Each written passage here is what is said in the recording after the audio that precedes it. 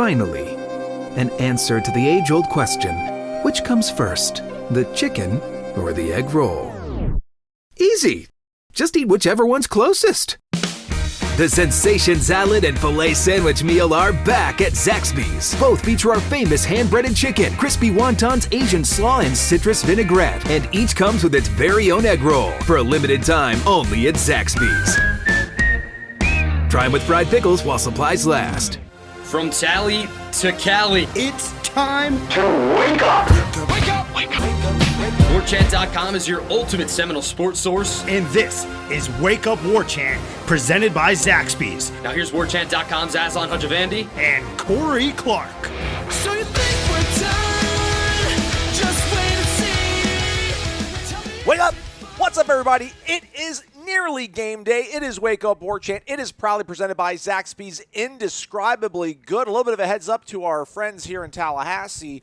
There's going to be a new shop opening up on Crawfordville Highway in Capitol Circle on the south side of town, I guess you could call it. So be on the lookout for that. They're going to be transitioning from the shop on Tennessee down that way. And Corey, since it is Friday of a game week, we're going to unveil the over-unders with a little bit of a tweak this year. We wanted to try to give away tickets out to the game, but obviously with the pandemic being what it's done to capacity, we're limited in that capacity, if you will. So on game day, or rather home game weekends on over-under, moving forward, we're going to give the grand prize winner a Zach family pack. So that's either your choice of 20 chicken fingers or 30, yes, boneless wings. And you also get shareable size of crinkle fries, Texas toast, and delicious dipping sauce. That's $24.99 at all Zaxby's, but grand prize winner each week of home games will get a T-shirt and the family pack. Corey, how are you, man? I'm good, buddy. I'm good. Ready to go. Our last show before we watch a real football game in person. Well, I'll be in person, I guess. Yeah, I'll be there. Actually, I'm only there for probably pregame, and then I'm going to head home, head back to the ranch. You know how I roll. Get back here. I do. So, Warchant.com, obviously your ultimate Seminole sports source. Use the promo code Warchant30 if you're listening to us on YouTube. Subscribe to our YouTube page. Also hit the thumbs up. Be on the lookout for the pregame show on Saturday with Jeff Cameron and Tom Lang. That starts at 1:30, takes you all the way up until kickoff. And then approximately 10 minutes after the game here on YouTube, Gene Williams, a.k.a. .com, and Tom Lang doing a call-in show post-game wrap-up. So you'll have that. Corey and I will talk about their thoughts watching the game in Doak Campbell Stadium. But most importantly, we're going to want to know your thoughts on what it was like to have a full head of hair as you watch Florida State play a football game. Has the wig been secured? Have you secured the wig? Yes, I have. You know I have. I sent it to you. I know we're playing the radio game, but I want to get your opinion before I unveil it to the masses. What you thought of it?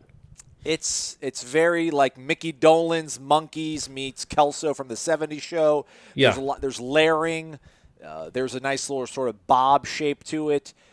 You look unstoppable, man. I don't know how Stephanie's probably not going to want you to wear that in public, just for fear of reprisals from other women trying to snatch you away from her. I give it a very wholehearted 2 thumbs up, man. Great, buddy. And when you combine my personality, my sharp sense of humor, my intellect, this body, yeah, that's right. And then you throw a full head of hair on top of it? It's just not fair. Come on, man. Who's got a chance? Nobody's got a chance. Nobody's got a chance. So I'll probably just make it a one-night-only event on Saturday. But still, it's going to be fun to have hair again. Yeah, man. I can't wait. Hayes in the barn with the football team. We're recording this a little bit earlier than maybe we would have liked to, or I don't even know. But we're not going to be able to talk about the battle for the real U, UAB and Miami. Go Blazers, go, hopefully. But not going to hold my breath on it. I'll be watching that. It's on ACC Network. You already know that, everybody, because you watched it. But we'll probably talk about that on Monday as well, because Florida State's going to have 2 weeks to get prepared for Miami after they have that 1-0 start to the season, knocking off the Jackets. So looking forward to having some game film to break down, because that's what we do on the show, Corey. We watch film. We break it down for the masses, right? Yeah. So does Miami have a game next week? I don't know. Do you not? Now you're asking me to do research. I can't. Sorry, yeah. Look it up, Aslan. Come on, buddy. You got Google over there. I wonder if they have even 2 extra days off than Florida State does. But I'm sure all the Florida State players, if they get the ACC network somehow, will be watch the game on Thursday night, and since that's the next game on the docket. Looks like they've got Louisville on the 19th. So okay. That's All good, right. man. My boy Scotty S. will soften them up for the Knowles. Appreciate you, Scotty. Do your thing, man. Yeah, absolutely. Do your thing. All right, so we're going to have over-unders, courtesy of the Williams Sportsbook in Tallahassee, Florida, giving us our over-under numbers, but we also have a few more questions in the mailbag on And Red remind Bull the people Express. who won the over-under last year. Corey won it after falling into a hole early on, showed the adversity that's been a calling card of the Clark name for several generations, battled back, and usurped my lead and won it. And for that, I don't know, it just adds another feather to his cap. I honestly didn't remember that. I don't know if you're just making that up or if we actually kept track of it. I can't remember any of that. No, you definitely won. You definitely won. Oh, okay. But again, it just kind of shows what Mike Norvell talks about all the time about response. Yeah. He wants to see the response of his team. And that's, again, that was on full display last year when I got off to a bad start, but I didn't let it get me down. I just concentrated more. I responded, and then I won going away, apparently. All right, let's start with Drill Sergeant Porter. Wake up, guys. Game week. Do you think with Jalen Ramsey signing the highest contract for a defensive back ever, that helps solidify FSU as the real DBU? Also, I'm half joking when I say that we can get back to contention when we stop losing to teams sponsored by soccer and basketball companies like Adidas and Jordan brand. Either way, I'm excited for an actual game. Can you put out the number for the Tuesday night call-in line, please? Thank you for what you do. I finally quit being lazy. Gave you 5 stars on Apple. Go Nice. Knowles. Yeah, attaboy. Attaboy Well DSP. done. Well done. Yeah, I don't even know who's in the running for that for DBU. I know Florida State's one of them, Ohio State, LSU. I don't know that kind of stuff matters. I think what matters is, I get, to me, it seems like it almost has more to do with what you do at the pro level. Right. So for Florida State, if Jalen gets to the Hall, that will really help. He seems to be on his way. I think all pros, Super Bowls, things like that apparently matter as much as LaMarcus Joyner being awesome in college. Yeah. I don't quite understand that, but that seems to be the route we're going. But anyway, I would say that Florida State definitely has I don't know that the money has anything to do with it. I guess you could go add up all the money that all these the cornerbacks or the defensive backs from every school have made and keep track that way. That might be as good an indicator as anything. But yeah, good for him. And I think that I have to go back and recalibrate. But a couple years ago, I totaled up all the money that the 2013 team had made in the NFL. And I think this probably gets them close to $600 million total, $650 million that they've made. Actually made, not just they signed a contract for 4 years, $44 million, but only got 20 of it. Actually made, put in their pocket. I think that gets them over 500, gets them close to $600 million. Not bad. Not bad. Yeah, it's a pretty good team. And you would have thought Jameis would be the one that was the highest paid, and maybe he ends up being that guy. But right now, it's Jalen. Yeah, if only that staff was as cohesive as the 2000 staff. Just imagine what could have been. The call. What was that? Was that a shot at Ira? I don't understand what that comment was. A little bit. Okay, all right, good. You said it was a strong column. It was. No, it was. Right. I just found it interesting because I think the first 2 replies he got to it on Twitter was like, "Hey man, great column, love it, Ira, but it seems like a shot at Jimbo." And then Ira was like, "No, I'm not making a shot. I'm just saying, that was a really great staff in 2013, what they did, obviously, but I don't think really, Jimbo was taking orders from James Coley." The way that, not that, Bobby was taking orders from Mark Richt, but, obviously Mark Richt had a little bit more input into Bobby's ear than probably James Coley. And Dillingham will obviously have more input than Randy Sanders did. Yeah. Well, not Coley. Coley was gone by 13, wasn't he? Yeah. That was Randy Sanders. My bad. I remember, I'm like, what? They hired Randy Sanders? This guy couldn't get it done at Tennessee? Season's going to suck, man. Yeah, look what he did. Look what he did with Jameis. Wrong. Yep. The number for calling in on Tuesdays is 850-805-5911. So write that one down, Joel Sergeant Porter. Hope to see you back on the show calling in soon. Real quick, this sponsorship by soccer and basketball. I don't really want to talk about this more than 2 minutes because we're We're now totally a football show. Sorry, everybody. I realize Florida State basketball is awesome in its own right, but we're a football show. It's this time of year. What was this whole all-inclusive NCAA basketball tournament? They're going to have a 335-team bracket? Well, the ACC is going to suggest that.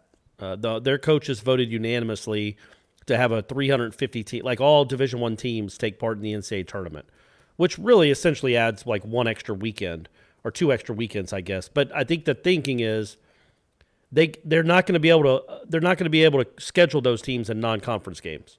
Yeah. So the only way, so it's basically going to be like, I assume it'll be like what it is now, except those conference tournaments would be deemed part of the NCAA tournament. Like the Southland Conference tournament will be like the opening round of the NCAA tournament. Oh. And you just see who wins that. I mean, it doesn't make sense otherwise. What is like the last place team in the Southland Conference going to go to Cameron to play Duke? Yeah, like I don't know, like are you going to pick a 32 seed? Yeah. So I think what it wants to do, because some of those schools won't be able to function if they don't get. Yeah, they might not play if they don't get guarantees for non-conference games. And Florida State might only play 5 non-conference games this year, as opposed to the normal, 12 or 13 or 14. So. With that disparity, you wonder, okay, what's going to happen to Jacksonville or North Florida if they don't get a chance to play these big boys? Not only to strengthen up their resume, but also to get money, to get those paydays. And are they going to just shut it down?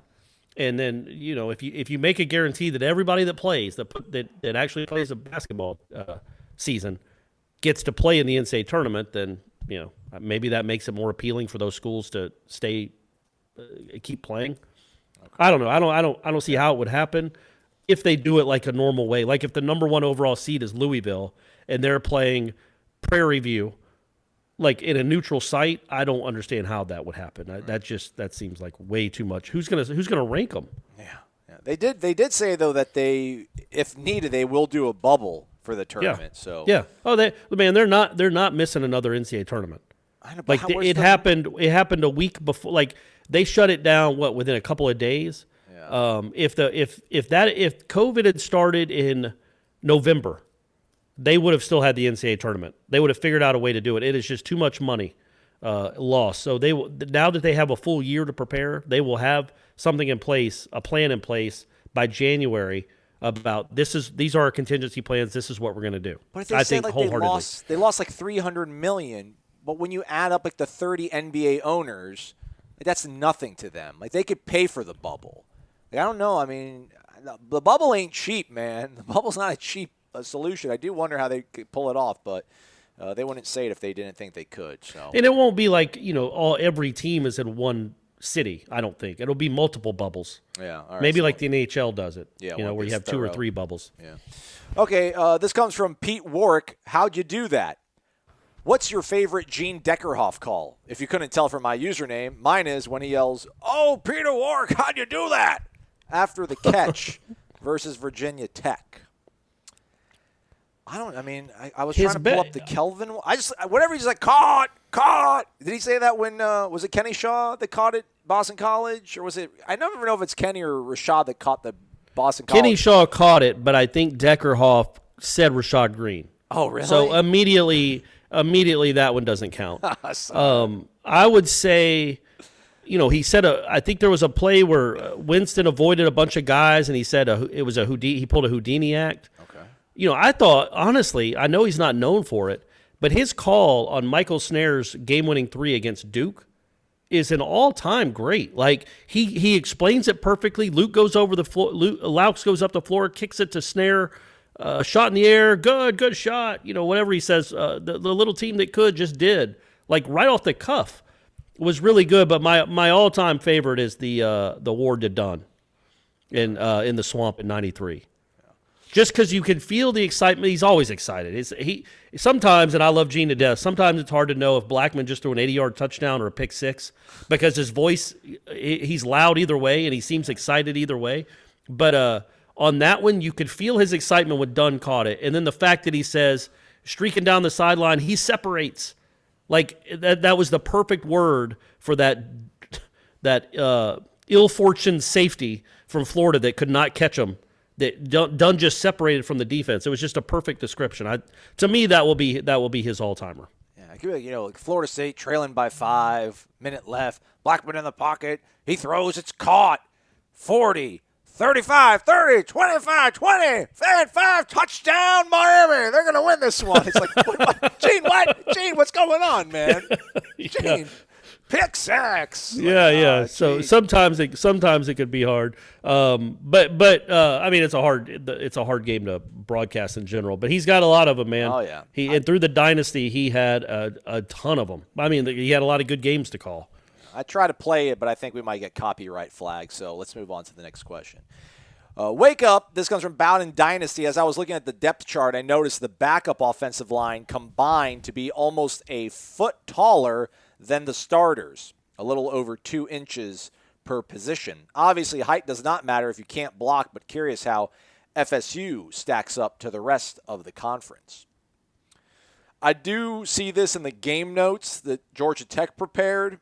They actually have a bigger, well, no. So here's their average height and weight on their above the line, which they don't have a depth chart. So this includes like 12 players as opposed to Florida State's just 2 deep on their depth chart. So Florida State's average offensive lineman is 6'5", 304 pounds. Okay. Georgia Tech is 6'4", 315 pounds. So we got an inch on them, but they've got about 10 pounds of girth. I mean, can you block or not? Can you? Right? Like, obviously, you don't need anybody being 260 pounds, but what the difference between 308 and 321 are 6'5" and 6'4". Right. I think that's negligible. I don't think that matters at all. It matters if you can move and if you can block. And going on that, I've never heard, and I'm sure he's not revolutionizing the position, but the way Alex Atkins talked about athleticism.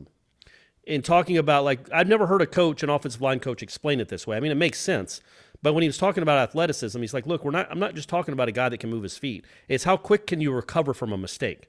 Yeah. And his point was, like, you watch any NFL game, you watch the Super Bowl, there are going to be offensive linemen that take bad steps all the time. It happens on every play. An offensive lineman will take a bad step. How quick can he recover? How quick can he be going the wrong direction or get pushed in the wrong direction and quickly snap back into the right direction? That's the athleticism they're looking for. And I believe he was talking about that when it came to Maurice Smith.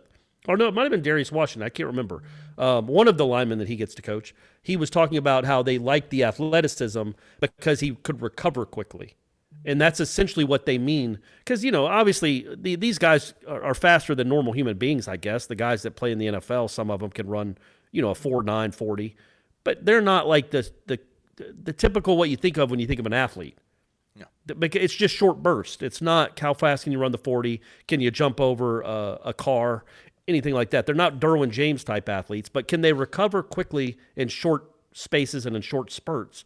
And I thought that was interesting when he talked about that. Again, that guy, just like Fuller, just like all of them, Marv, I love listening to him talk. Yeah. It reminds me of, I don't know, it was like week 6, and Greg Fry's just not having a good day at the office in 2018. And I caught it on camera, but I didn't post it. But he literally just shook his head in disgust. He was like, man, bunch of unathletic guys we got here. Oh, really? Is that what he said? Yeah. I was like, oh, sorry about that, Greg. It's going to be all right, though. We'll get him next year. But he didn't. He wasn't here. No, he did not. All right. Knowles MG4, wake up. Good morning, my favorite podcast, gents. I wanted to take the time to tell you how much you all are greatly appreciated over these long months. You held us down with great content and amusing stories. I only have one question for the both of you. Thank you for the compliment, Knowles MG4. Right, Corey?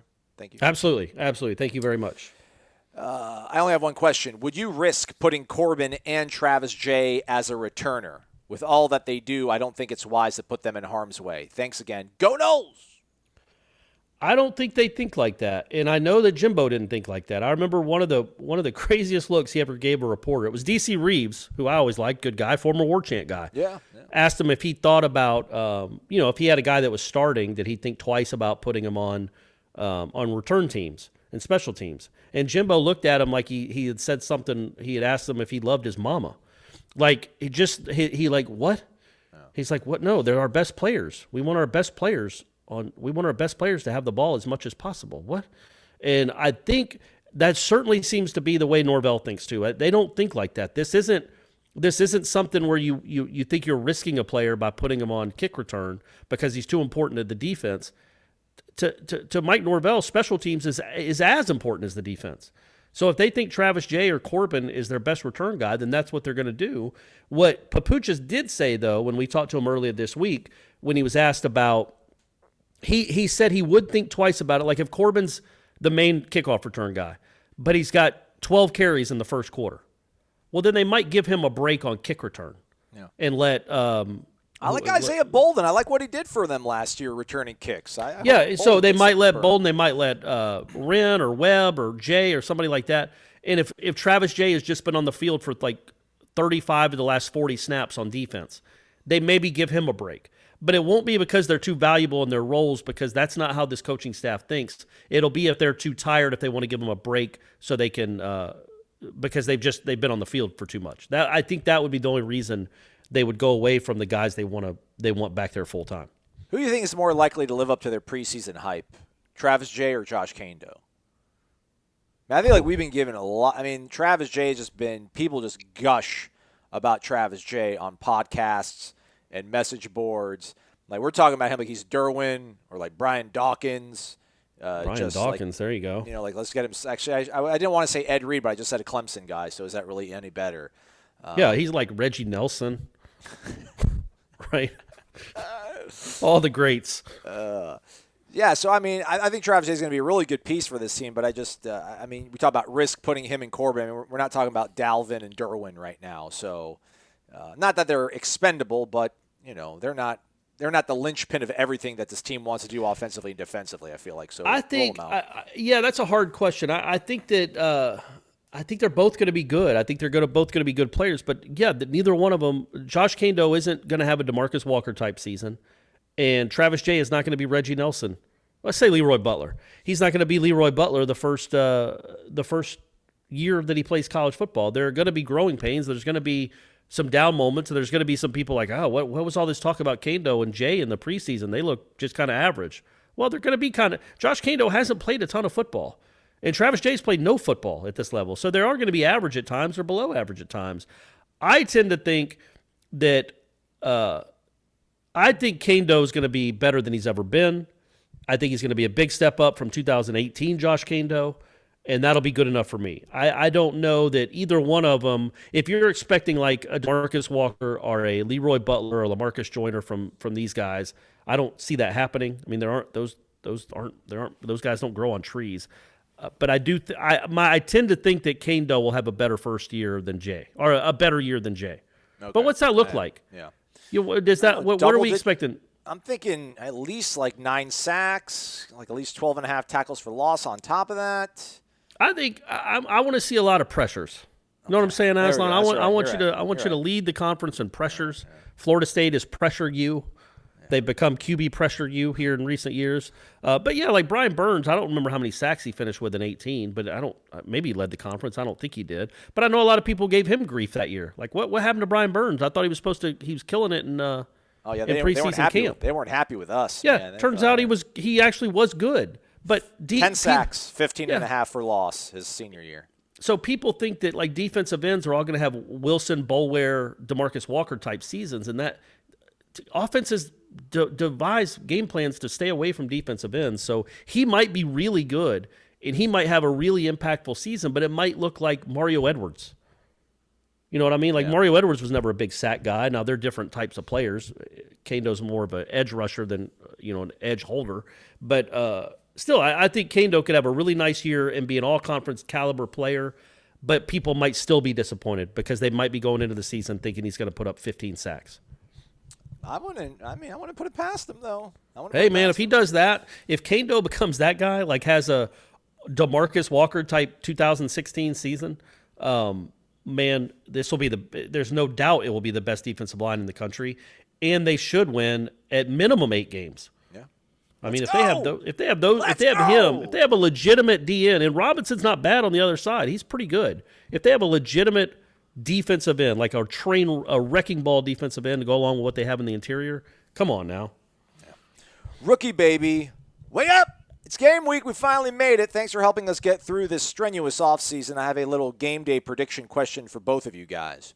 For this week's matchup versus Georgia Tech, who do you predict to be offensive MVP and defensive MVP of the game? I pick Jay-Sean Corbin, Rookie Baby says, because I think the offensive line will be much better at run blocking than pass blocking early in the season. Defensively, Travis Jay. He'll have a big special teams day and a pick. Thanks for all you do. Go Noles! Okay. Is it easy to say Tamorrion Terry and Marvin Wilson? Is that too easy? No. I mean, we haven't talked. We haven't talked about Marvin at all, really. I feel like that guy's he's unblockable. Like they're gonna have to take two guys to try to block him, and if they don't, he's gonna be in their backfield the whole game. He's just unblockable. So with that in mind, I think he's always going to be one of the MVPs of the defense, even if he only has like 3 tackles. He's going to dominate the middle of their line. So he's the best player on the field he should be almost every time he's on the field. So I'm going to say Marvin Wilson and then Tamorrion Terry on the other side because that's how I roll. All right. That's how I roll. I don't go on limbs. I don't like limbs. I'll say James Blackman. Okay. Just good game management. Maybe second half, just a little bit of a laser show. And then I'm going to say Josh Kaindoh. I just think all right. Get 2 sacks in this game. Maybe one causes a fumble and gives you good field position for a James Blackman Tamorrion Terry touchdown. So we all win. Right. That's right. We all get to win. But that's the fun thing, right? I mean, Corbin and Travis Jay could easily happen.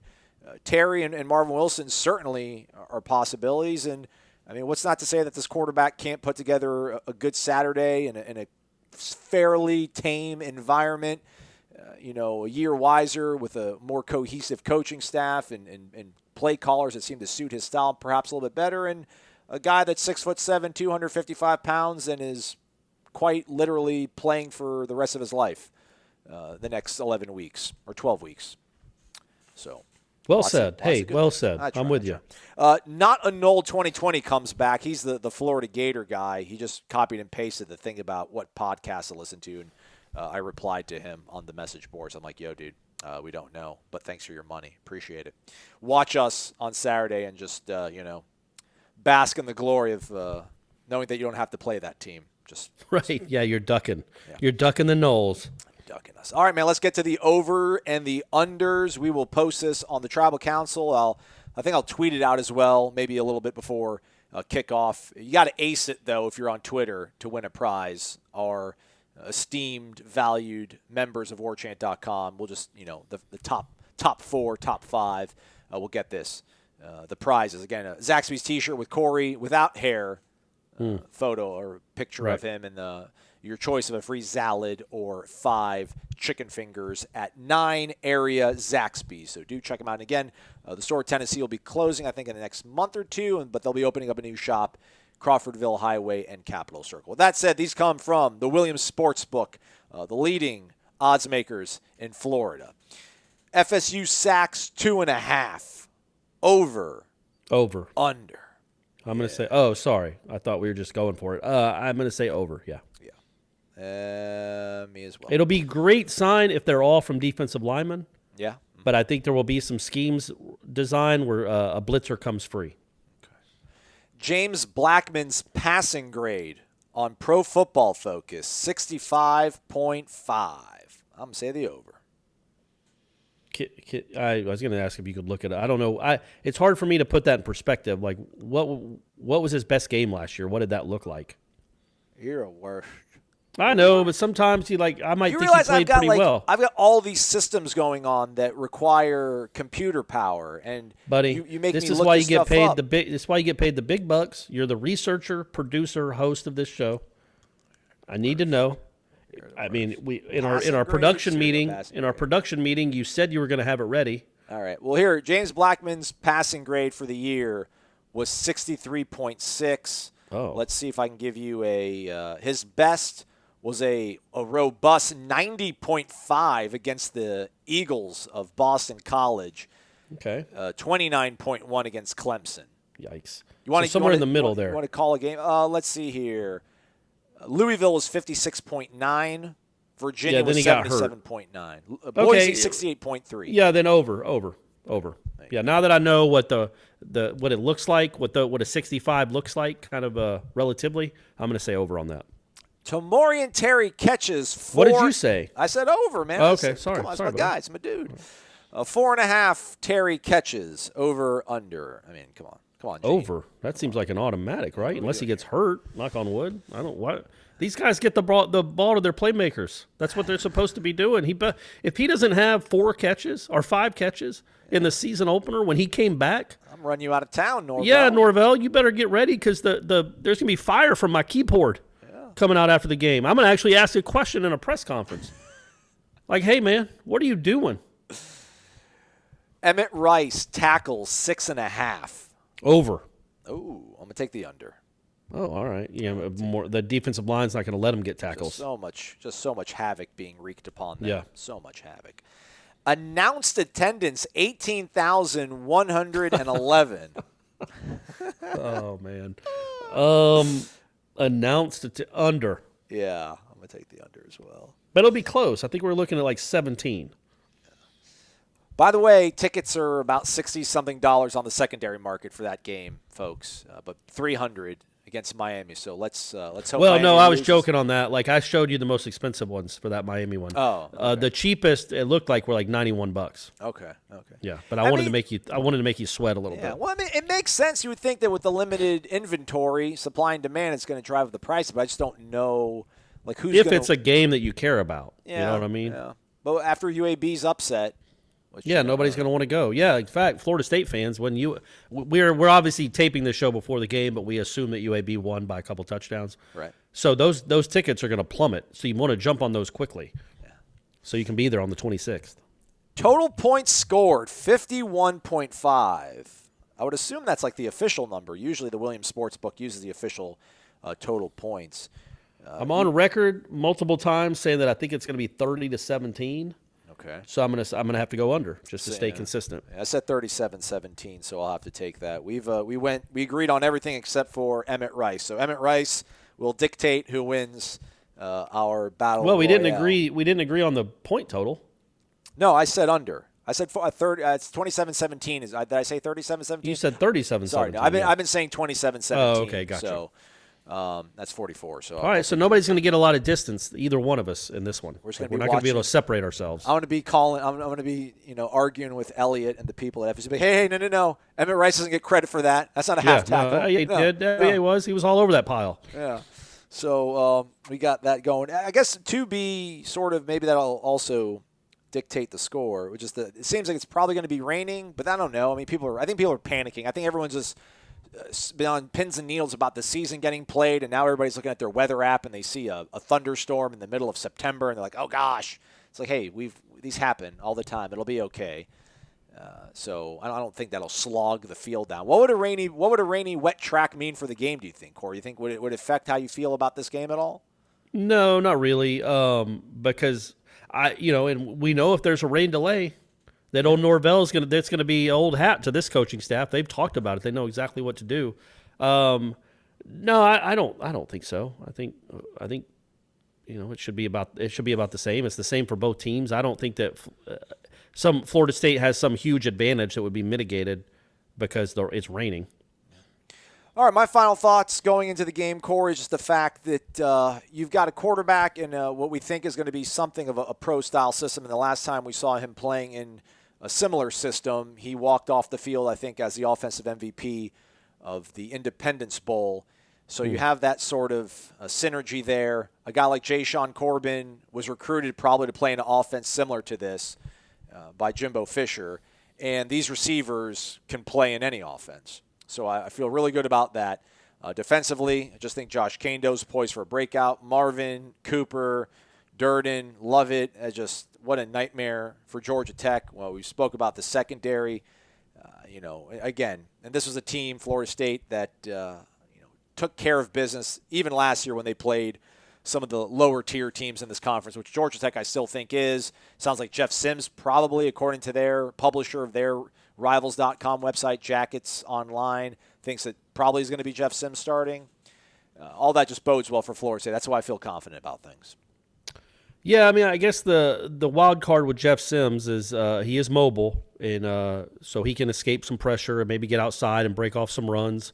You don't think, you would hope, again, we said the same thing last year, but it turned out your defense was less experienced playing what they were trying to play than the freshman quarterback for Boise.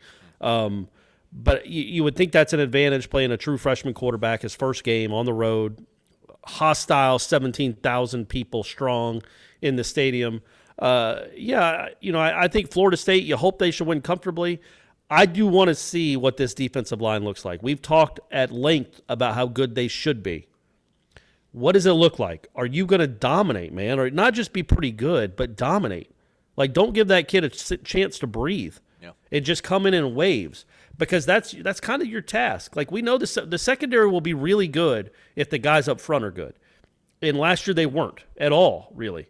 They were good in the interior, but they also got dead tired because they played every snap, and by the third quarter they couldn't do anything. So what is it going to look like this year? Are those guys going to take the challenge? That's what Marvin was talking about. Like, that's a burden on their shoulders, but it's a burden they embrace, about being like the spearhead to this defense. And are they going to dominate an offensive line that just was not good last year? They should do what to the Georgia Tech line what Miami did to Florida State's line last year. That's what it should look like. This Florida State defensive line is one of the most talented ones in the country. Well, prove it.